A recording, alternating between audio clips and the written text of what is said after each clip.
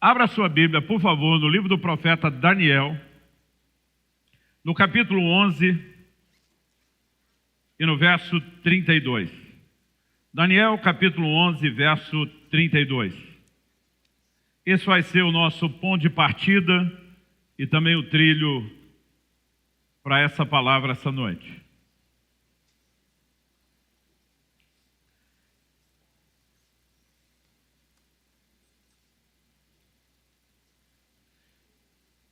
Eu vou ler o texto na Nova Almeida atualizada, e ele diz assim: com lisonjas perverterá aqueles que violaram a aliança, mas o povo que conhece seu Deus se tornará forte e ativo. Se você puder, repete essa última frase comigo, diga: o povo que conhece o seu Deus se tornará forte e ativo. Só mais uma vez, como se você estivesse jantado. Vamos lá, com ânimo, com força. O povo que conhece seu Deus se tornará forte e ativo. Glória a Deus. Pai, nós oramos e suplicamos graça e favor do alto. Oramos pela ação poderosa, sobrenatural do Teu Espírito Santo, não apenas vivificando a Tua palavra, não apenas abrindo o entendimento espiritual de cada um de nós, mas também, ó Deus, trazendo aquela aplicação personalizada, individual, que só o Senhor tem o poder de fazer. Nós oramos que a Tua palavra cumpra o propósito pelo qual tem sido liberada. Nós oramos que a fé seja ativada, provocada, despertada. Nós oramos que essa seja uma noite de alinhamento, de correção, de estímulo, de encorajamento, e que, ó Deus, a Tua palavra, enquanto ministrada, opere com poder em outras áreas de necessidade. E desde já nós Te damos glória, Te damos honra, Te damos louvor pela certeza daquilo que o Senhor fará. Nós oramos em nome de Jesus. Amém. Amém. Bom, eu quero tomar a declaração desse texto de Daniel. Independente de entrar na discussão do evento escatológico futuro, de quem é essa pessoa, daquela que diz que com lisonjas perverteria aqueles que violam a aliança, eu quero puxar uma declaração que vale não apenas para esse contexto, mas ela é fato. Ela é princípio bíblico, ela se sustenta ao longo da Escritura em outros exemplos e aplicações. É a afirmação de que o povo que conhece o seu Deus se tornará forte e ativo. Algumas traduções, em vez de usar a expressão ativo, preferiram pela tradução: o povo que conhece seu Deus se tornará forte e fará proezas. Basicamente, essa palavra traduzida aqui como forte, shazak, no original, ela significa fortalecer, prevalecer, endurecer, ser ou tornar-se forte, ser firme, né? Fala de resolução, de persistência, mas também envolve até a ideia de coragem. Ela está muito relacionada à questão, né, de um posicionamento com firmeza.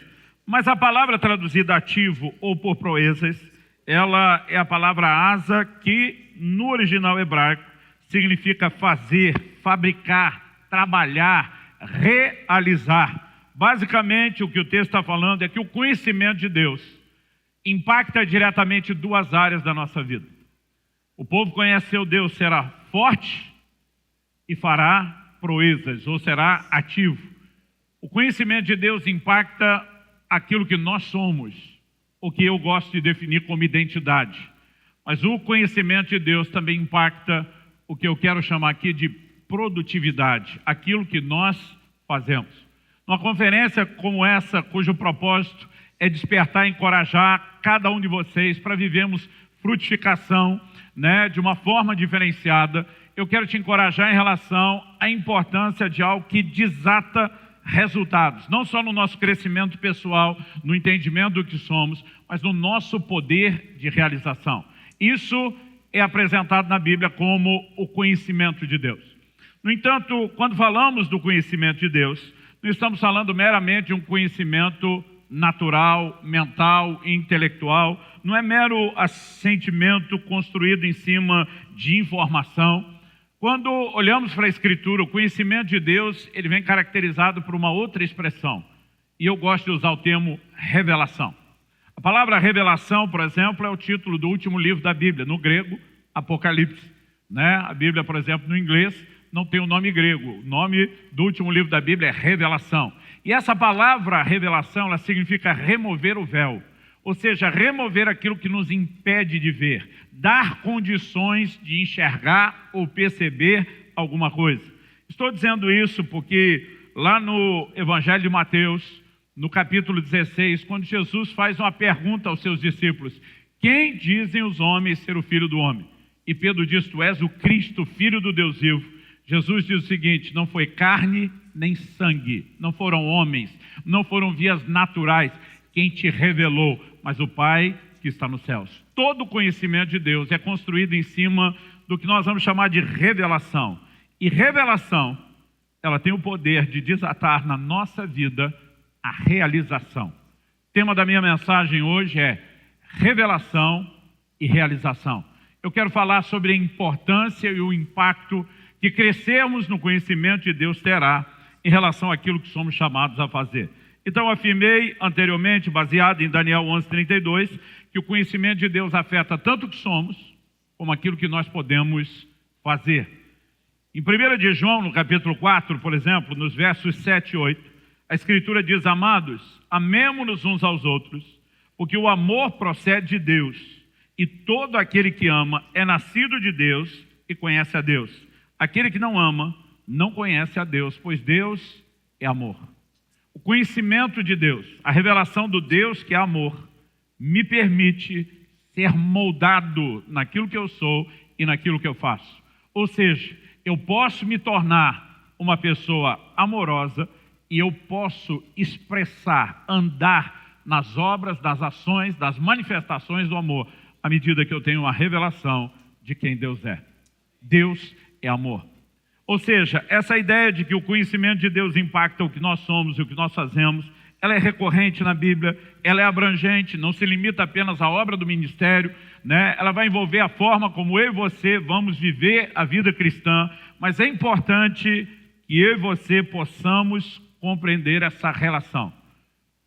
O conhecimento de Deus, a revelação que eu e você temos de Deus, impacta o que nós somos e o que fazemos. Eu quero falar disso, dividindo isso em 3 aspectos, né, que, na verdade, eles se complementam, vão se amarrando, mas eu quero tentar fazer uma construção específica de acordo com a maneira como Deus tem me ajudado a entender o princípio e a forma como ele tem impactado minha própria vida. Em primeiro lugar, quando falamos de entrar nesse lugar de um conhecimento de Deus mais profundo, e nós vamos deixar mais para o final o aspecto prático de como chegamos lá, eu quero chamar a sua atenção para o fato de que a revelação de Deus, o conhecimento de Deus, ela sempre vai produzir, na minha e na sua vida, uma revelação de nós mesmos.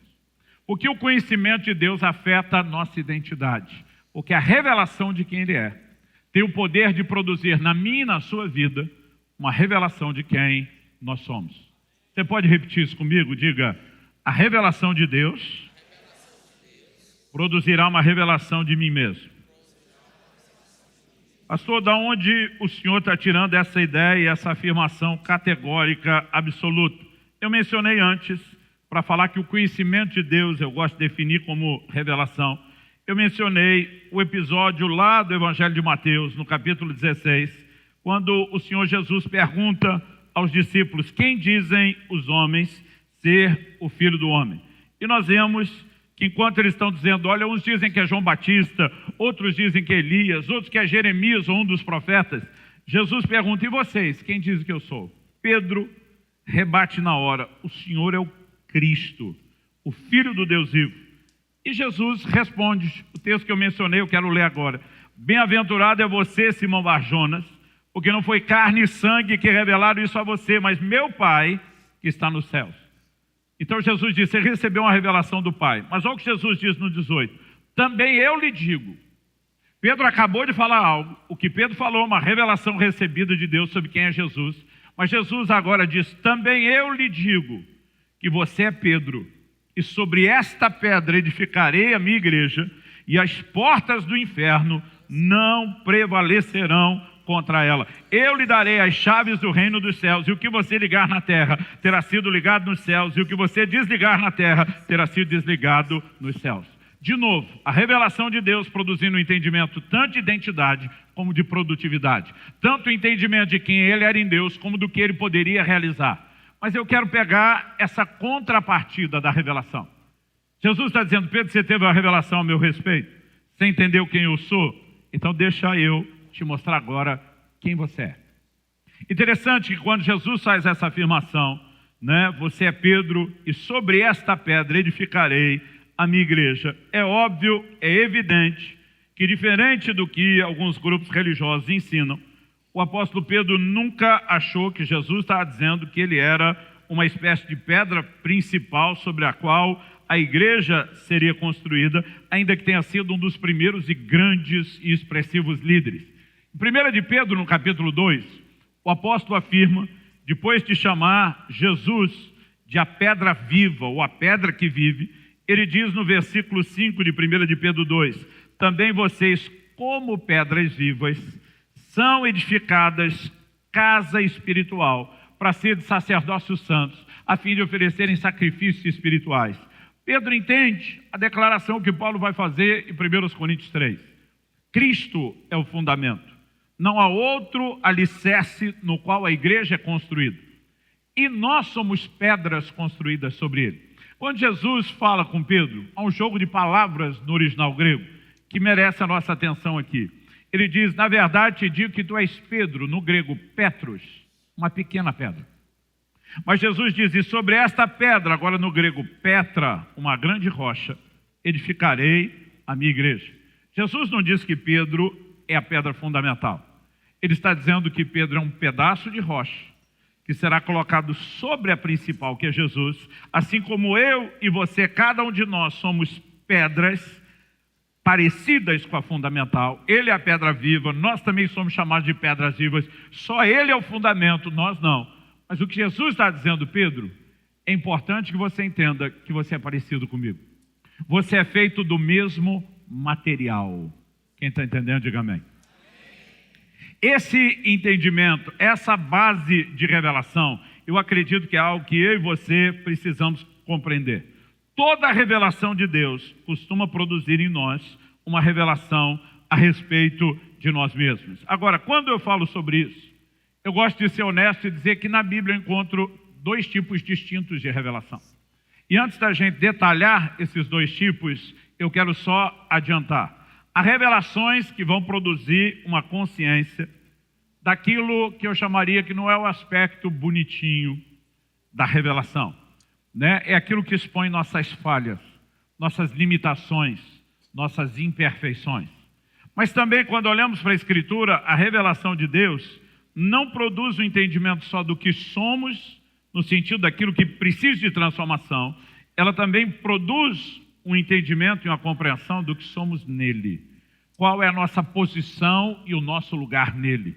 E muitas vezes é o entendimento claro desse contraste que nos permite dizer: eu rompo com as minhas limitações debaixo da ação e do poder de Deus para transitar e viver nesse lugar da minha verdadeira e plena identidade nele.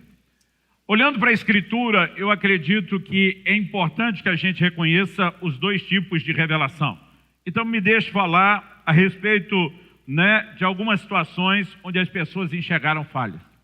Juízes capítulo 6, o anjo do Senhor aparece para Gideão. Quando a Bíblia usa a expressão o, artigo definido, em vez de tipo um qualquer, ela não está falando de um anjo, simplesmente qualquer. Essa é o que na teologia nós chamamos de uma teofania, uma manifestação do próprio Deus. Quando a expressão artigo definido, o anjo do Senhor aparece, as menções ligam isso ao próprio Deus, a falar no nome de Deus, a realizar coisas que só o próprio Deus pode fazer.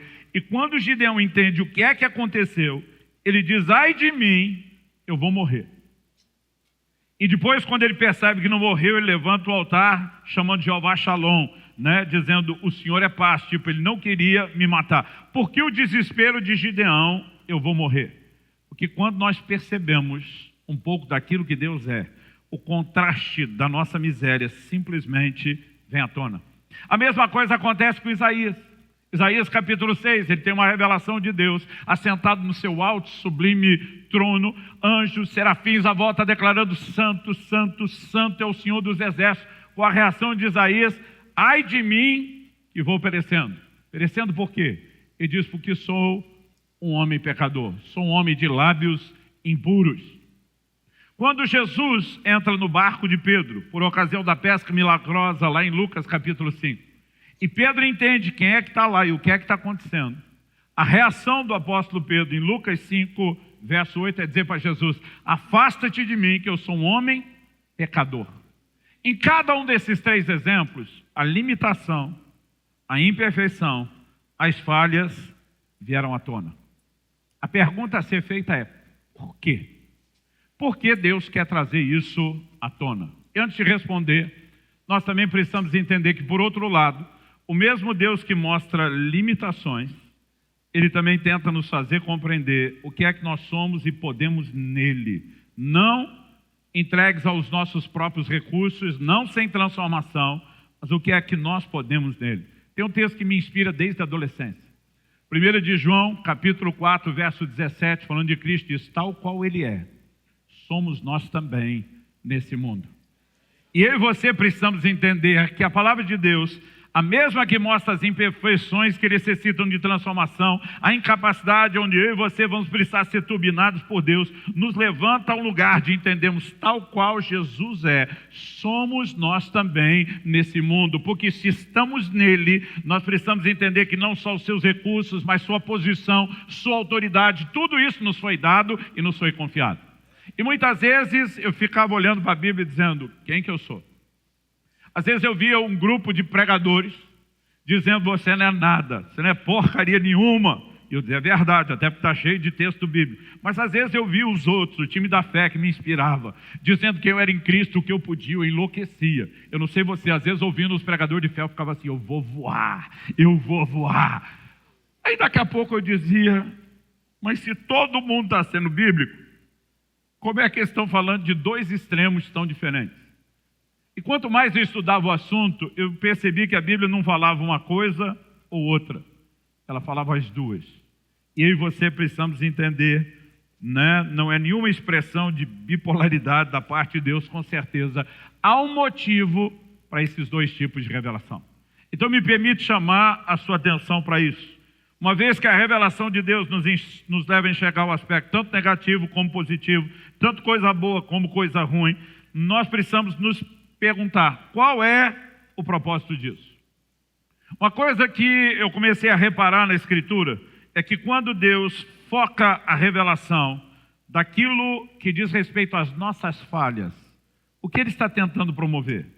Não é o senso de limitação, que normalmente é forte dentro de nós.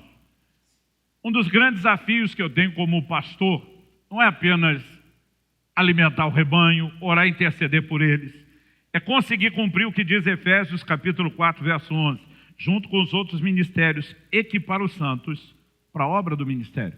A obra do ministério não é realizada por um grupo de liderança. Esses são capacitadores que Deus coloca para promover a obra do ministério que é feita por todo mundo. Todo mundo tem que trabalhar. Agora, o maior desafio que eu encontro quando nós estamos encorajando pessoas a liderarem célula, a ganharem pessoas para Jesus, a discipularem, é gente que diz, eu não posso. Eu não tenho condição, eu não sou ninguém, né? Eu não tenho a menor condição de poder realizar algum tipo de coisa. E muitas vezes eu vejo pessoas que estão muito presas numa falta de compreensão da Escritura. Por que é que Deus mostrou para cada um desses homens, que eu dei o exemplo, Gideão, Isaías, Pedro, o que é que Deus mostrou limitação? A pergunta a ser feita é, será que Deus queria simplesmente dizer, vocês realmente não são porcaria nenhuma, com perdão da palavra, não vão a lugar nenhum e não vão fazer nada? Muito pelo contrário. Quando você olha a maneira como Deus tratou com cada um deles, é surpreendente. Para esse Gideão que está dizendo, eu vou morrer porque eu vi o Senhor, Deus diz, vai nessa tua força e livra Israel da mão dos midianitas. Para o Isaías está dizendo, eu vou perecer, eu sou um homem de lábios impuros. Ele vai ouvir uma voz dizendo, a quem enviarei? Quem há de ir por nós? Para o Pedro que diz, Senhor, afasta-te de mim, que eu sou um homem pecador, Jesus vai dizer, de hoje em diante eu vou fazer de você um pescador de homens. Cada um dos três ouviu uma convocação para uma missão. Então Deus não está mostrando limitações para dizer, eu não posso usar você. Deus está mostrando para dizer, apesar disso, eu vou usar você. Sabe, isso dá outro tom a conversa. Você não vai achar lugar nenhum da Bíblia onde Deus foi buscar alguma pessoa que primeiro fosse perfeita. Como o pastor Eibe repete muito, eu amo essa frase, não é por causa de nós, é apesar de nós. E há um desenho a respeito da graça de Deus que eu e você precisamos entender.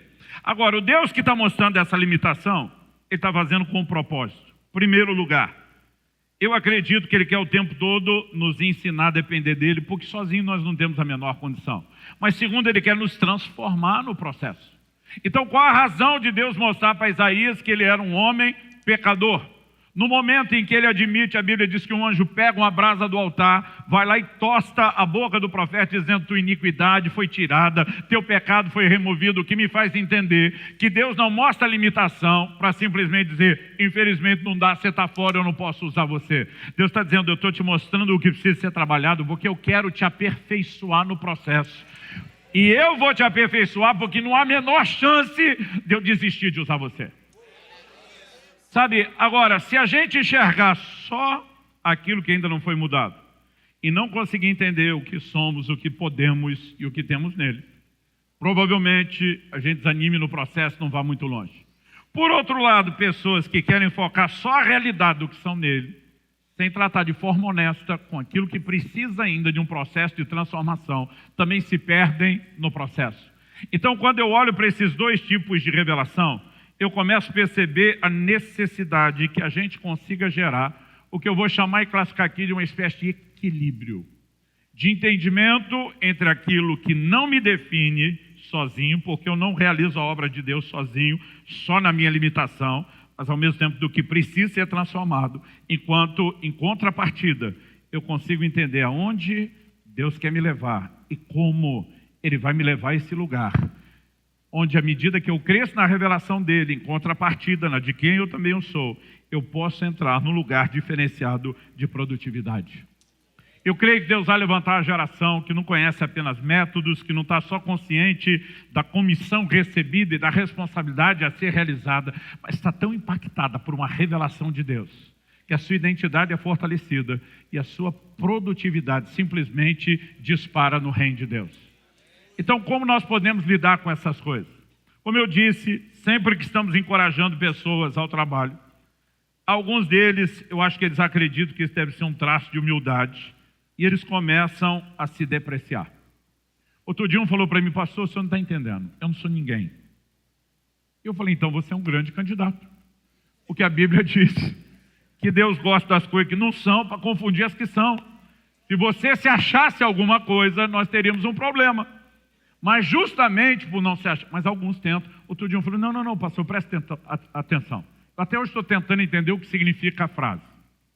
Ele diz, eu só sou a mosca que pousou no cocô do cavalo do bandido. Até hoje estou tentando entender o que tem a ver o bandido, ser dono do cavalo, com a mosca, mas ele o tempo todo está tentando dizer, não sou ninguém, porque as pessoas estão confundindo humildade. Preste atenção. Humildade não tem a ver com autodepreciação, como muitos de nós imaginamos. Eu gosto de uma frase do C.S. Lewis que diz, humildade não é pensar menos de si mesmo, é pensar menos em si mesmo. Ou seja, você não é o centro, você sabe que não é por causa de você, mas isso não significa se depreciar. A gente acha que ser humilde é dizer, eu não sou, eu não posso, eu não consigo, e é lógico que parte da revelação que Deus traz da limitação é a gente saber que sozinho a gente não pode mesmo. Mas a pergunta a ser feita é, estamos falando de realizar uma obra própria, pessoal, ideia nossa sozinhos, ou estamos falando de ser parceiros de Deus e usar os recursos dele?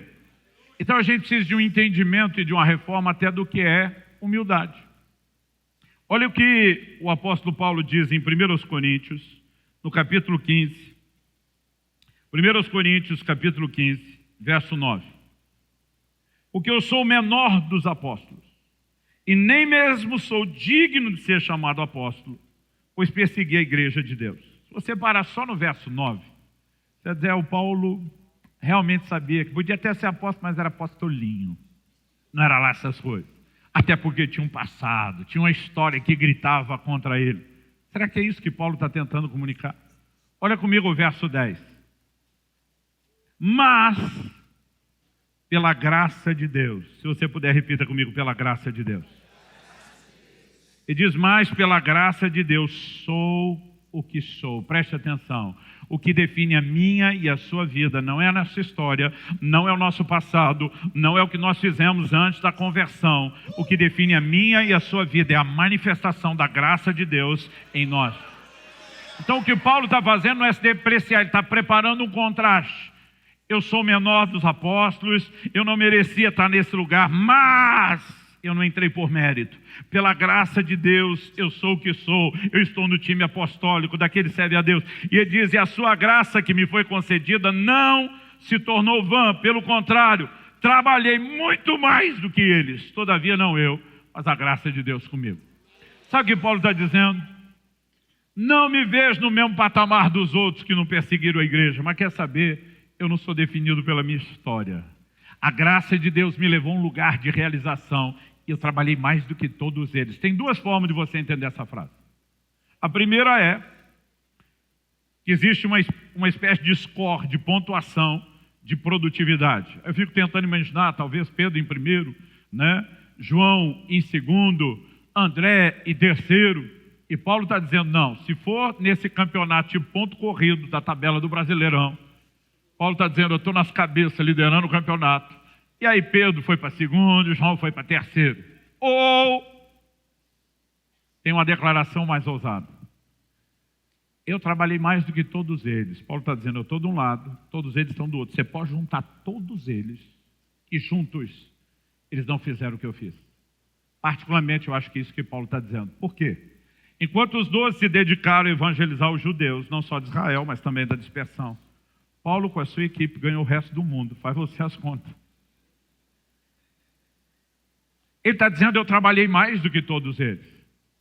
Não porque eu sou o camarada, que a vida inteira foi o santinho, o perfeitinho, que fez tudo direito, mas porque eu entendi uma coisa chamada graça. Graça não tem a ver com merecimento, graça também tem a ver com capacitação. A graça me leva a um lugar onde eu jamais chegaria, não importa a minha história, não importa a minha limitação, e eu e você precisamos entrar nesse lugar de compreensão. O que nos define é a graça de Nosso Senhor. Eu lembro de uma reunião onde eu estava um mover de Deus naquela conferência. Eu experimentei Deus me usar com muita graça. O irmão me procura depois, ele me agarra assim, pelo ombro chorando, dizia, eu queria ter a sua história. Falei, como é que é? Você nasceu no lar cristão, foi consagrado a Deus antes de nascer, o primeiro presente foi uma Bíblia, viveu para Deus a vida inteira, e é por isso que Deus te usa. Falei, você acha que é por isso que Deus me usa? Falei, olha aquele outro ali. Tinha um outro homem de Deus quebrando tudo, sendo muito mal usado por Deus do que eu. Eu falei, imagina aquele. Até ele concordou que o outro estava em outro nível. Aí eu falei, imagina a história dele. Eu falei, eu te digo, esse aí começou a se prostituir antes dos 8, cresceu no crime, tem homicídio nas costas. E quando eu fui dando a ficha corrida, ele não pode. Falei, por que não pode? Falei, criatura, o que nos define é a graça de Deus. Não é a nossa história, não é a maneira como eu e você vivemos. Agora, me deixe te provar que o nosso conceito de humildade está errado. A gente acredita que humildade tem a ver com depreciação. Por exemplo, se eu chegasse aqui e falasse para vocês da seguinte forma, gente, eu sou um cara humilde. Você ia me achar humilde? Porque a gente pensa que é humilde, não pode falar que é. E se eu falasse que eu sou o mais humilde de todos? Piorou ou não piorou? Porque nenhum de nós vai dizer isso em humildade. Agora me explica como Jesus diz, eu sou humilde. E eu sou o modelo de humildade, aprenda de mim. Jesus nunca se depreciou. A humildade que ele manifestou nunca fez com que ele se depreciasse ou que ele se diminuísse. Agora, você não vê Jesus pensando em si. Menos de si, mas menos em si. Então ele dizia, eu só falo o que eu ouço meu pai falar. Eu só faço o que eu vejo meu pai fazer. O Espírito do Senhor está sobre mim porque me ungiu. Então ele não chega dizendo, eu sou o cara.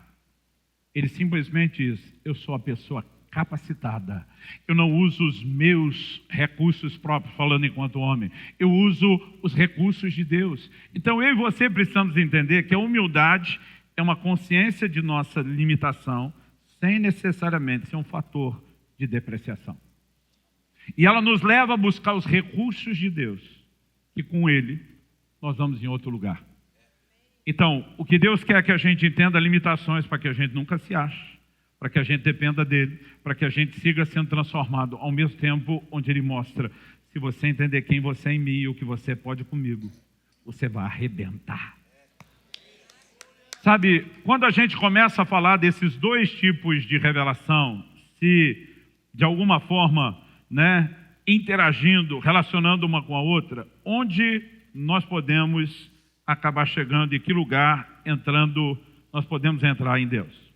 Eu quero, depois de dizer que toda a revelação de Deus produz uma revelação de nós mesmos e que tem os dois aspectos, eu quero, em terceiro e último lugar, dizer como eu e você devemos lidar com esses dois aspectos da revelação. Eu acredito que o problema de alguns é que só enxerga fraqueza.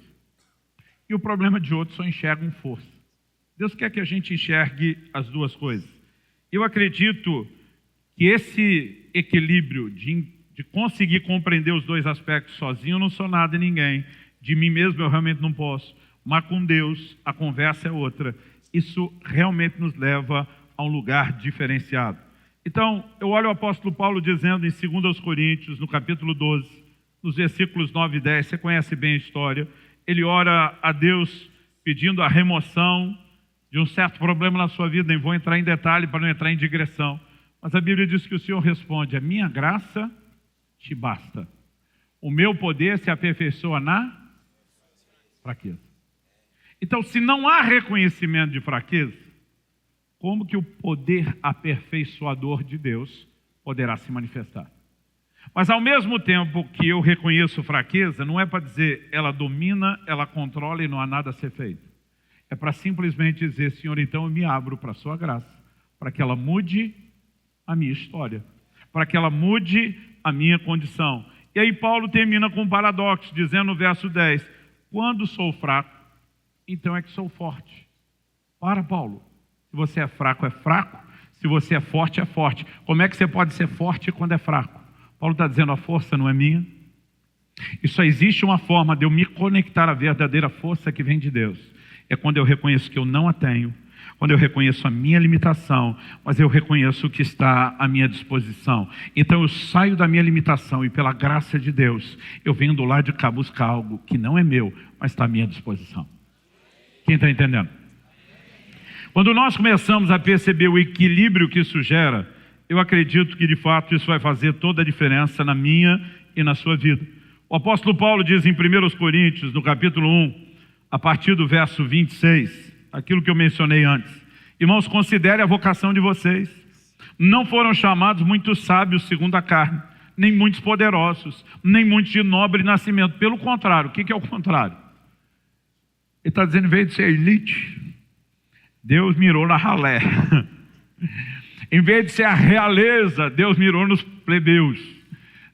Em vez de ser aquela turma top, cheia de qualidade, condição, identidade forte, Deus mirou no resto. Ele diz, pelo contrário, Deus escolheu as coisas loucas do mundo para envergonhar os sábios. Escolheu as coisas fracas do mundo para envergonhar as fortes. E Deus escolheu as coisas humildes do mundo, as desprezadas, aquelas que não são, para reduzir a nada as que são. A fim de quê? Agora indicativo de propósito. Porque Deus, na sua sabedoria, resolveu ir atrás de quem não é, em vez de quem é. A fim de que ninguém se glorie na presença de Deus. No final das contas, quando eu e você estivermos diante do Senhor para prestação de contas das nossas obras, ninguém vai poder lá chegar dizendo, Deus, até o Senhor sabe que eu sou cara. Não vai ter isso. Porque Deus já trabalhou de tal forma que ninguém vai poder se gloriar em si. No verso 31 a Bíblia diz, como está escrito, aquele que se gloria, glorie-se no Senhor. Então Paulo diz, não fui eu que trabalhei mais do que os apóstolos. A graça de Deus comigo. Quando eu e você chegarmos diante de Deus, não dá para chegar dizendo, eu sou o cara. Mas dá para dizer, eu vou me gloriar no Senhor. naquele que me chamou, naquele que me capacitou, naquele que turbinou as minhas realizações, naquele que me deu de condições de ser e fazer o que eu jamais sozinho por mim mesmo seria.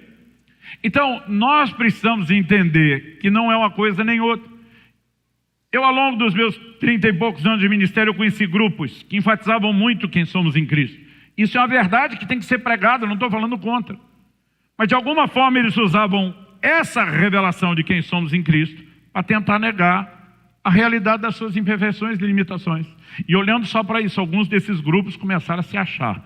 Eu olhava para alguns e dizia, essa turma é a quarta pessoa da Trindade. Não é possível. Eles devem acreditar nisso. Porque assim, eles começaram a entrar numa posição de orgulho. E sabe, quando eu e você temos que deparar com essas limitações, só que o tempo todo está nos lembrando, você não é nada sozinho, você não pode nada sem Deus. E você diz, é verdade, mas não significa que porque eu não possa sozinho, eu não possa nele, não vá fazer com ele, no final não vá me gloriar de mim mesmo, mas vá me gloriar nele. Aquela limitação não é para servir de uma ferramenta paralisadora. Deus não está dizendo para Gideão, agora que você viu minha grandeza, sua miséria, tu não vai a lugar nenhum. Ele está dizendo, vai e livra a Israel da mão dos midianitas. Para Isaías, Deus está dizendo, eu estou chamando você. Para Pedro, para cada um deles, como nós vimos, Deus está dizendo, eu tenho uma missão para que você realize. Mas agora que você descobriu que não é nada sozinho, eu quero que você faça isso do jeito certo, comigo, debaixo da minha graça, debaixo da minha capacitação, debaixo do meu poder. Sabe, eu fico pensando que muitas vezes nós não entendemos a dinâmica da forma como Deus quer trabalhar e nós acabamos simplesmente impedindo algo que deveria ser mais simples. Eu me lembro que desde a minha adolescência, Joel capítulo 3, verso 10, diz assim, diga ao fraco, eu sou forte. Eu uma vez vi um desses pregadores de fé dizendo, para de falar que você é fraco, porque a Bíblia não diz que você é fraco, a Bíblia diz que você é forte, manda você dizer que é forte. Falei, peraí, como é que a Bíblia não diz que eu sou fraco? Deus diz, diga o fraco. Deus chamou o fraco do quê? De fraco. Por que ele chamou? Porque o fraco é fraco, fraquinho, fracote. Mas Deus está dizendo, você é fraco sozinho.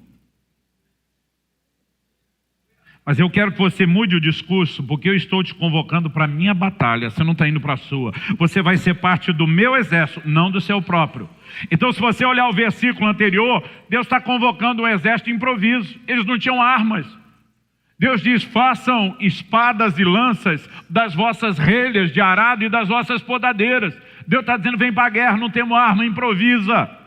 Ele diz, declarem guerra santa, suscitem, levante os valentes. Ele diz, vocês estão vindo lutar comigo, agora você está vindo lutar comigo, lembra, no seu exército, você sozinho, cuidando dos seus negócios é fraco, comigo a conversa muda, porque você está debaixo da minha convocação, você está debaixo da minha capacitação. Então Deus não falou que o fraco é forte, Deus falou que o fraco é fraco, mas disse, se você jogar no meu time, você não joga com a sua fraqueza, você joga com a minha força, e aí você muda o discurso, aí você muda a declaração de identidade, aí você diz, com ele, sou forte, sozinho, deu ruim, com ele, deu bom.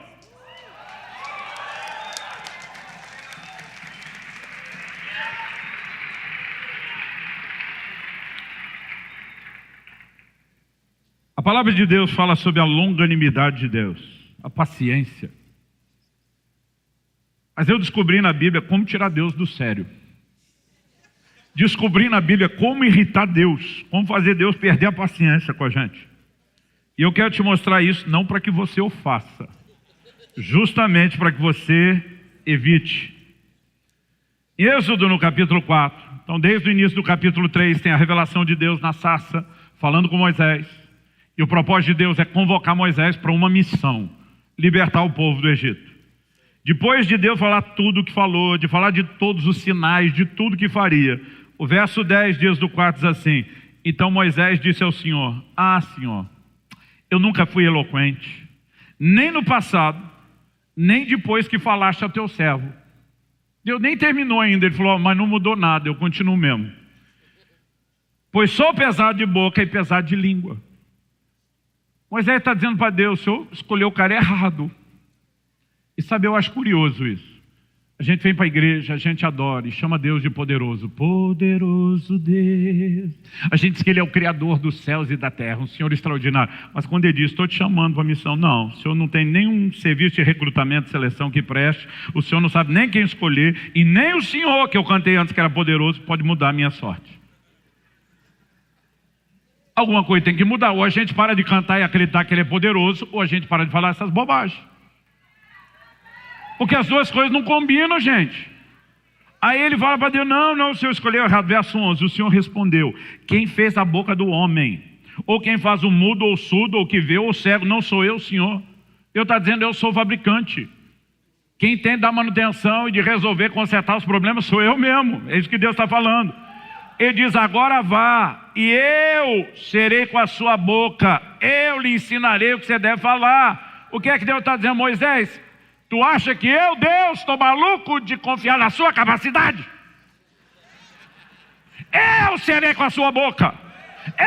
Eu te ensinarei.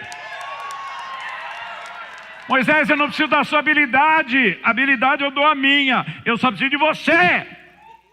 Eu não sei você, mas eu, a essa altura do campeonato, me imaginando na história, eu já estava falando mistério. Como diz o bom pentecostal. É para glorificar de pé, igreja. Eu olharia para Deus e diria, agora vai. Mas olha o que Moisés respondeu, verso 3. Porém Moisés respondeu, Senhor, envia algum outro que quiseres, menos a mim.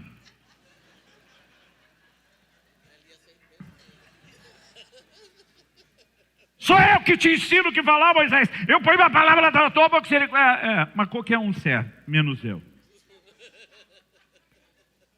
Verso 14. Então, a ira do Senhor se acendeu contra Moisés. Eu tento me colocar no lugar de Deus. Eu ia dizer, aí não dá, Moisésão! Você quer ver a ira de Deus se acender? Continua dando desculpa.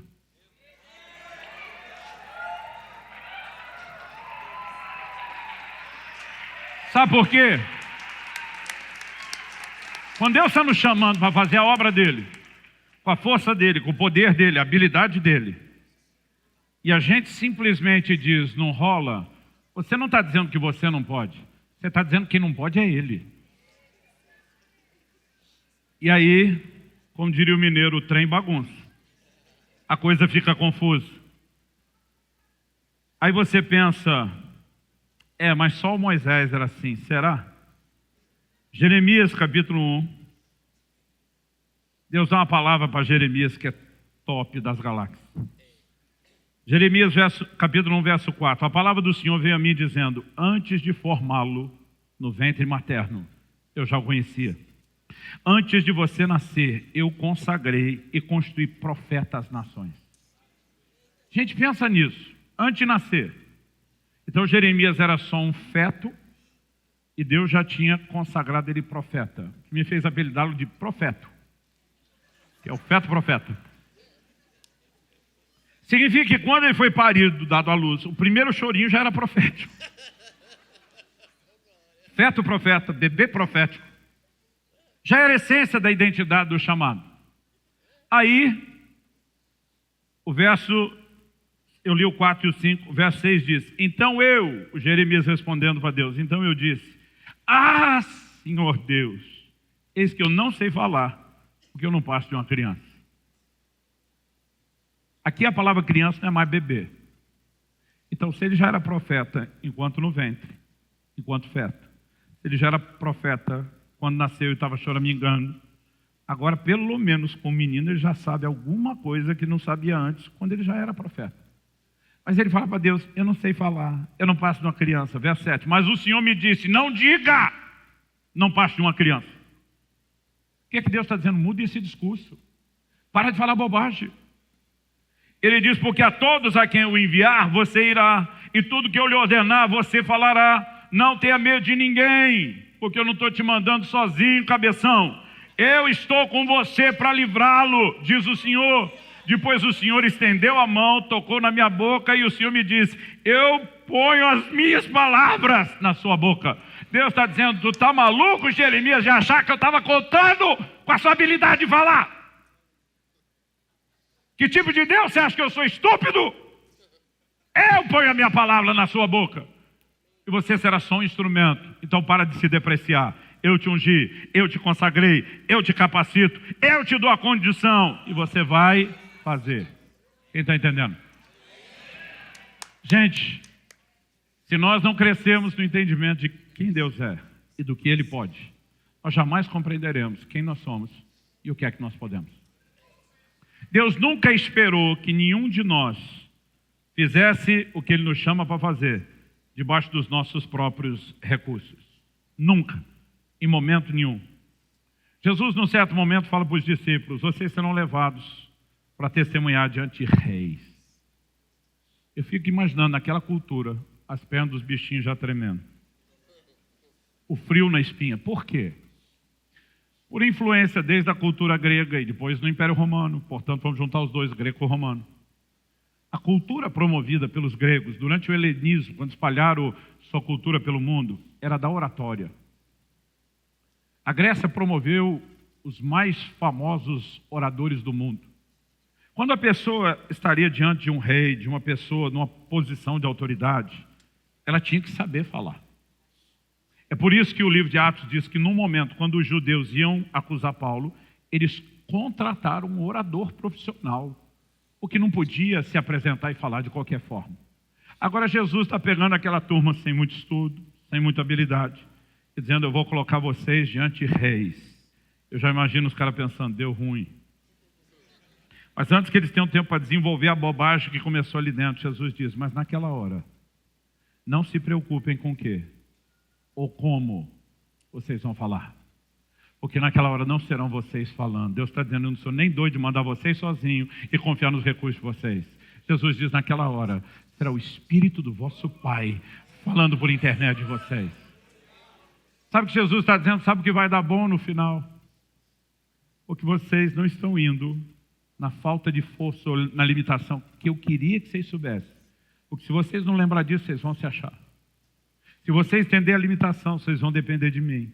Vocês vão o tempo todo buscar os meus recursos. Aí eu vejo aqueles apóstolos que já tinham sido cheios do Espírito Santo em Atos 2, já tinha levantado o paralítico em Atos 3, em Atos 4 orando, Senhor, concede que a tua palavra seja anunciada com toda ousadia, enquanto o Senhor estende a mão para operar sinais, milagres, prodígios. Estão dizendo, nós vamos continuar na nossa casinha, não fora dela. A gente sabe que não pode sozinho, mas o Senhor não nos mandou sozinho. Estende a tua mão, derrama o teu Espírito, manifesta o teu poder. E a Bíblia diz, todos naquele lugar foram cheios do Espírito Santo. E eles saem para uma nova rodada de realizações extraordinárias. Nós não fomos chamados para simplesmente construir algo que é natural ou é nosso. Quando a Bíblia destaca as fraquezas dos que Deus tem chamado e levantado, não é para dar ideia de que não pode. Você lembra de Tiago capítulo 5, verso 17? Elias era homem semelhante a nós. Para mim, um dos caras mais bipolares da Bíblia é o Elias. Não é sério. O cara está lá, no alto do Monte Carmelo, desafia os profetas de Baal, faz aquele duelo de Deus, vê uma das maiores cenas de avivamento da história, Deus respondendo com fogo do céu, a nação caindo de joelho, gritando só o Senhor é Deus. Aí a Bíblia diz que Jezabel não gostou, ameaçou matá-lo. A Bíblia diz que ele foge para salvar a sua vida. Quem foge para salvar a sua vida quer morrer? Ou quer viver? E aí depois ele foge e fala para Deus, melhor me é morrer do que viver. Se eu sou Deus, digo, volta que Jezabel resolve o problema. Aliás, ela já podia ter resolvido. Agora, a Bíblia diz, Elias era homem semelhante a nós. Quando a gente chama de bipolar e você ri, você se comprometeu. Quando a Bíblia diz que ele era semelhante a nós, significa que era farinha do mesmo saco. Sabe por quê? Quando a gente olha e entende quem nós somos, a gente faz que nem o Elias. A gente chama os profetas de Baal por pau, por desafio. A gente sabe que vai ter algo sobrenatural. Mas se a gente deixar de olhar esse lado da revelação e focar só naquele, sem pensar em transformação ou capacitação, a gente simplesmente paralisa. Pastor, o que é que nós somos? Essa turma daqui ou de lá? As duas. O segredo é nunca se paralisar aqui. Se deixar ser transformado, capacitado e começarmos a permanecer nesse lugar. Só que a mesma Bíblia que fala do Elias bem bipolar, como eu e você, às vezes parecemos ser. Ela diz assim, Elias era homem semelhante a nós, sujeito às mesmas paixões, e não fez nada. É isso que a Bíblia diz? Não. E orou, e o céu fechou. E orou de novo, e o céu abriu. Sabe o que Deus está dizendo? Fraquezas não são mostradas para declarar incapacidade. Não são para dizer, por causa disso você não pode. São mais para dar a ideia de, apesar disso, você pode. Mas ela te lembra a dizer, não seja louco de fazer sozinho. Não ache que porque deu certo no início, que você não precisa continuar dependendo dele. Se essas fraquezas nos levarem ao entendimento de dizer, Senhor, entre aquilo do dia a dia e esse lugar que eu sou no Senhor e não sozinho, eu escolho permanecer do lado de cá, usando aquilo apenas para me lembrar de nunca deixar de depender do Senhor. Eu e você escreveremos uma história completamente diferente. Nós podemos experimentar algo extraordinário. Quem está entendendo, diga amém.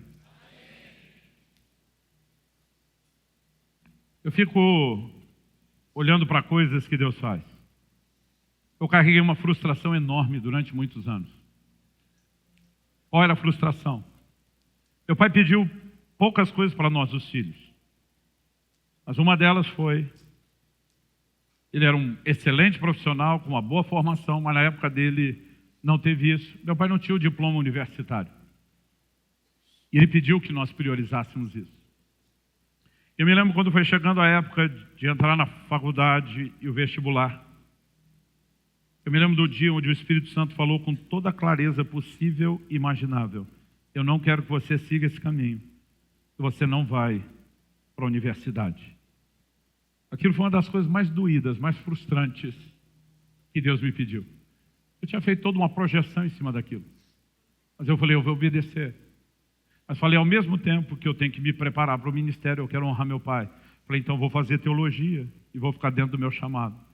O Espírito Santo me disse, você não vai cursar teologia. E eu não estou falando contra, eu estou falando de algo que ele pediu para mim. Eu falei, eu não posso nem teologia. Ele disse, não. Você simplesmente para aqui e não vai ter canudo diploma nenhum. Eu falei, por quê?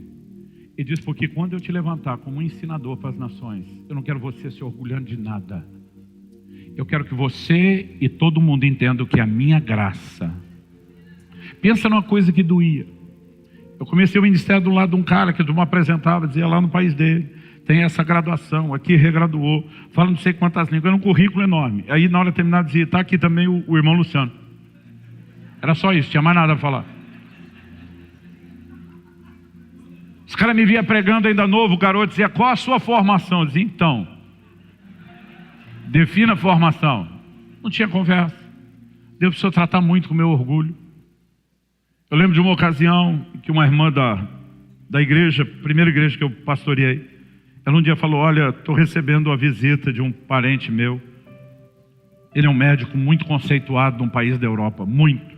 Desses brasileiros venceu na vida, destacou. E ele está vindo aqui, eu vou fazer um almoço, eu gostaria muito que te conhecesse. E que você também o conhecesse. E combinamos, fomos para o almoço.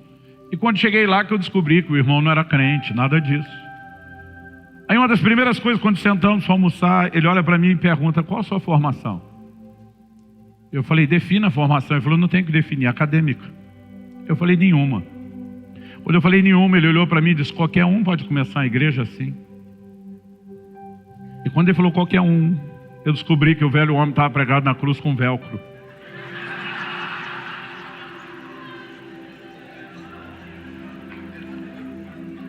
Aquilo doeu o meu ego. Eu falei para ele, defina qualquer um. Porque eu te desafio, você com toda a formação, tentar fazer o que eu estou fazendo. Você acha que você consegue contar uma historinha de domingo e esse povo vai ficar com você o tempo todo? Se não vê o mover de Deus, não vê o sobrenatural?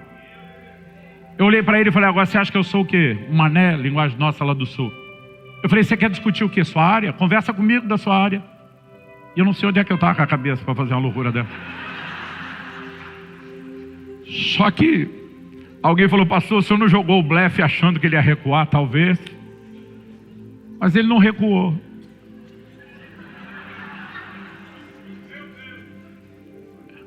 Ele disse, então vamos falar de medicina. Ele me fez uma pergunta. E a hora que ele fez a pergunta, eu vi a cara de desespero do povo da mesa. As infrações de segundos, eu saí da frente dele. Fui transportado na minha memória uma sala de um outro médico, onde eu, aguardando a consulta, peguei uma revista científica por falta de fazer. E a matéria que eu li era exatamente o assunto que ele tocou. Eu não sei como, em frações de segundo, eu reli aquilo tudo. O filme está pausado lá. Eu voltei e falei para ele, você quer que a gente converse em linguagem de leigo para eles acompanhar ou a nossa?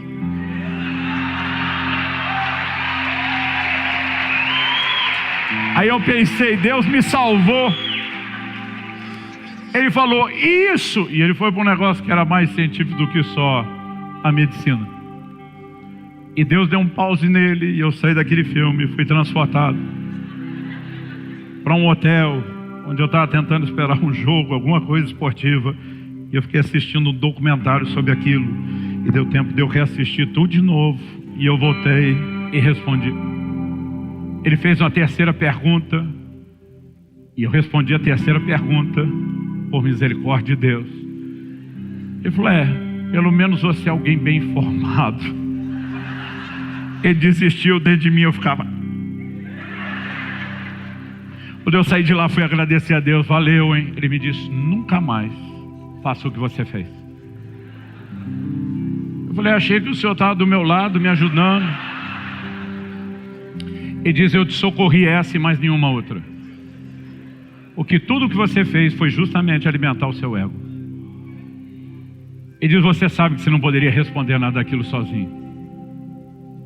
Ele falou, e se eu não segurasse as perguntas para o lado que ia, tu estava frito. Ele diz, simplesmente coloque no seu coração algo. Você não precisa provar nada para ninguém. Você não precisa agradar ninguém. Você só precisa fazer aquilo que eu te chamei a fazer. Então Deus começou a desconstruir a minha frustração. E dizer, eu sou um privilegiado de ser parte do time de quem não é nada, de quem não tem capacidade, que pode ser capacitado por Ele. E sabe o que é engraçado? É que hoje os doutores em teologia sentam para me ouvir. Alguns para me fazer perguntas. Graças a Deus eles também ainda continuam me ensinando.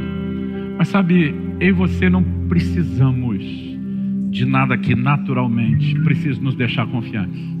Nós temos um chamado.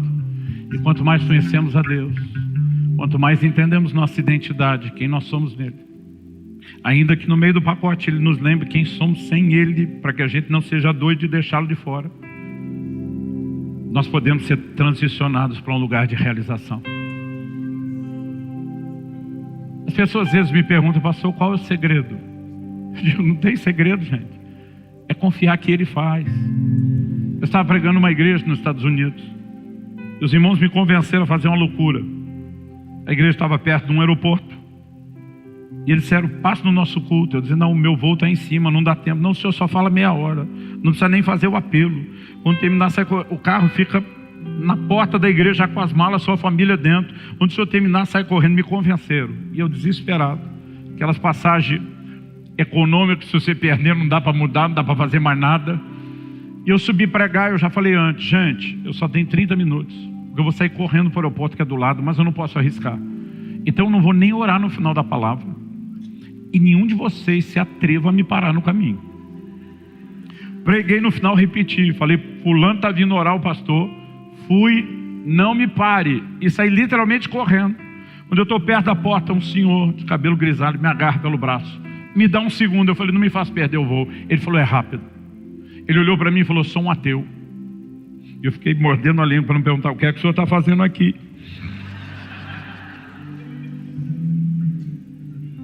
Ele falou, não sei como me convenceram a vir no culto. E quando te apresentaram como homem que ia pregar a palavra de Deus, zombei de você no meu coração. Ele falou, até agora eu não consegui entender o que aconteceu. A sensação que eu tenho, ele falou que você pegou minha cara, esfregou no chão, você me arrebentou, acabou comigo. Eu pensei, a mensagem que eu preguei, mal e mal o crente entende? Esse cara que ainda é ateu, não tem como você achar fui eu. Não tem como nessa hora você dizer, falei bonito, expliquei direito. Ele olhou para mim e falou, o que é isso? Falei, eu fiquei muito feliz de ouvir o que o senhor contou, mas quem vai te explicar aqui é fulano. Mas eu vou te adiantar, a gente chama isso, não é um isso, é alguém. A gente chama ele de Espírito Santo. Ele que convence as pessoas do pecado, da justiça, do juízo. Ele falou, só pode ser algo espiritual, não tem explicação. Ele falou, meu chão sumiu, meu universo está aqui implodindo. Eu falei, para Deus te dar a chance de construir um novo. E eu saí lá dizendo, Deus, tu é top pra caramba. Para que eu e você vamos tentar fazer do nosso jeito, com a nossa capacidade. Se a gente tem o entendimento, podemos fazer algo bem melhor com ele. Eu vim hoje te trazer uma mensagem. Pare de dar desculpa e deixar Deus irritado. Porque quando você está se diminuindo, você não está se diminuindo sozinho, você está diminuindo ele junto. Você está dizendo, nem o Senhor pode. E Deus está dizendo, me deixa te provar o contrário. E deixa te provar que com a minha graça você faz. Gente, a beleza da obra de Deus é que ela é sobrenatural. E nós temos recursos que são maiores do que nossas limitações.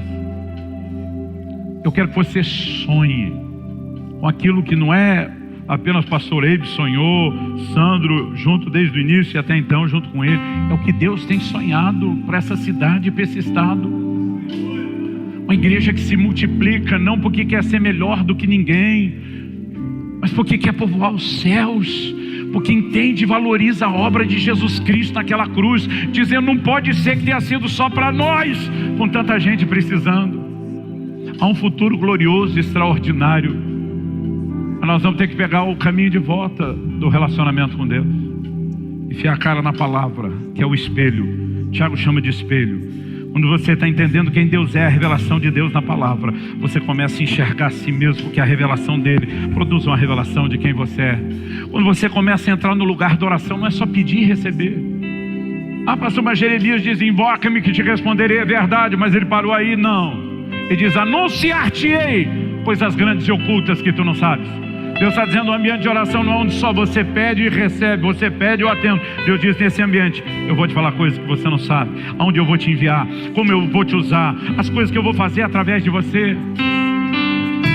Sabe, na minha adolescência, eu tinha hora que eu achava que eu estava ficando louco, porque quanto mais tempo eu gastava no lugar de oração, mais minha mente viajava. Eu dizia, Deus me ajuda, está batendo uma mania de grandeza, porque eu fechava os olhos naquele quarto como adolescente, eu me via pregando para multidões, que eu nunca tinha visto em lugar nenhum. Eu me via escrevendo livros, eu via carretas inteiras transportando isso, e eu ficava pensando, isso é doido. Hoje eu fico lembrando daquilo e dizendo, o Senhor estava anunciando coisas grandes e ocultas que eu ainda não sabia na época. Quanto mais nós entramos no lugar de entendimento de quem Ele é, mais o meu e o seu coração será despertado. Então não vim te apontar o dedo. Se você olha para você e diz, não posso, eu vou dizer, bem-vindo ao clube, bem-vindo ao sindicato. Ninguém que olha para si vai ser louco de achar que pode. Mas Deus só está tentando dizer, para de olhar para você.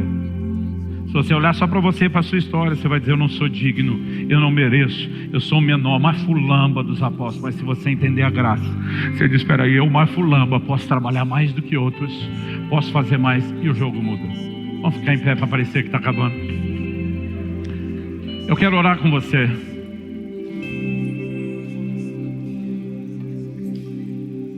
Porque além de tentar trazer uma palavra de instrução e encorajamento, eu creio que Deus quer abrir o céu sobre esse lugar, que Deus quer trazer uma descarga do poder do Espírito Santo e de uma nova consciência no seu coração. Sabe, nós não podemos deixar de perceber e discernir o que é que Deus está fazendo. Algo extraordinário será construído nessa cidade para o reino de Deus. Algo extraordinário será construído nesse estado, no Nordeste, para o reino de Deus. E a gente tem o privilégio de participar. Não é um peso, não é uma obrigação. O livro de Hebreus diz: ninguém toma para si essa honra, a não ser aquele que é chamado por Deus. Quando você fica pensando, Deus olhou para essa massa humana e me achou, Ele me quer, Ele me convocou. Eu não sei como isso não mexe com algumas pessoas, mas talvez a gente só esteja precisando pegar aquele caminho de volta, o lugar da presença de Deus. O lugar da presença não é onde apenas a gente é capacitado, a gente entende quem Ele é, e porque entende quem Ele é, entendemos quem nós somos. E revelação não leva em outra direção, ela conduz à realização. Porque o povo que conhece seu Deus será forte. Nós não seremos um povo fraco, sem expressão, sem voz. Não pregaremos um evangelho medíocre, sem sinais, prodígios e milagres. Nós seremos um povo forte, não só numeroso, forte. E faremos proezas, ativo. Um povo que realiza, um povo que conquista, um povo que avança, que marcha com os recursos do céu. E que vai fincar as bandeiras do reino de Deus em tudo quanto é canto, em tudo quanto é monte, dizendo: o reino de Deus é chegado. Eu gostaria que por alguns minutos apenas, não precisamos nos estender, você erguesse suas mãos aos céus e dissesse: Espírito Santo, vem sobre mim, vem sobre mim. Comece a orar, dizer: Senhor, eu quero entrar nesse lugar de entendimento e consciência que só a revelação do Senhor produz. Fale com Deus do seu jeito, da sua maneira, mas clame por Ele. Espírito Santo, vem sobre nós. Se o Senhor não vivificar a tua palavra, terá sido só um discurso, só uma palestra. E nós clamamos por mais do que isso. Nós oramos por despertamento sobrenatural. Nós oramos pela ativação do céu. Nós oramos por uma nova consciência. Faça-nos ver que nós somos feitos do mesmo material que o Senhor, edificados sobre o Senhor, capacitados pelo Senhor para realizar a tua obra. Desperta-nos, Senhor. Levanta o teu exército, um exército de ganhadores de almas, um exército de discipuladores, um exército de líderes de célula, um exército de homens e mulheres cheios do Espírito e da graça de Deus.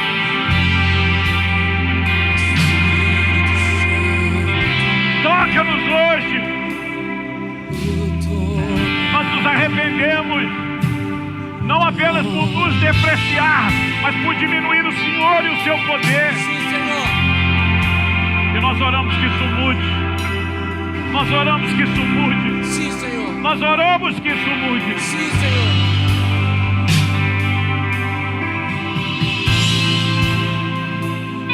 Derrama o teu fogo sobre os nossos corações. Amém. Desperta-nos. Amém. Incendeia-nos. Vem! Vem! Vem sobre nós!